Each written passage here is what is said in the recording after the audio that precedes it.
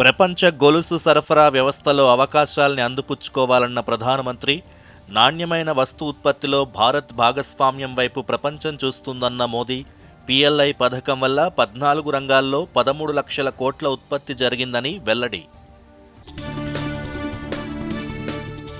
రేపటి నుండి ప్రారంభం కానున్న ఇంటర్ పరీక్షలు, 1532 కేంద్రాల్లో పరీక్షలు రాయనున్న 10 లక్షల మంది విద్యార్థులు 5 నిమిషాల ఆలస్యమైనా పరీక్షకు అనుమతిస్తామన్న ఇంటర్ బోర్డు.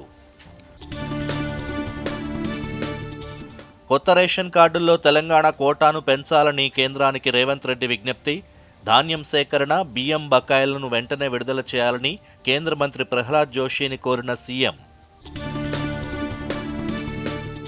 రాష్ట్ర ప్రభుత్వం లోపభూయిష్టంగా RRR ప్రాజెక్టు DPR తయారు చేసిందని డాక్టర్ కె లక్ష్మణ్ ఆరోపణ.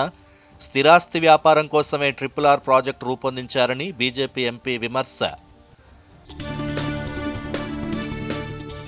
కొనసాగుతున్న పట్టభద్రుల MLC counting. BJP, Congress, BSP అభ్యర్థుల మధ్య హోరాహోరీ పోరు.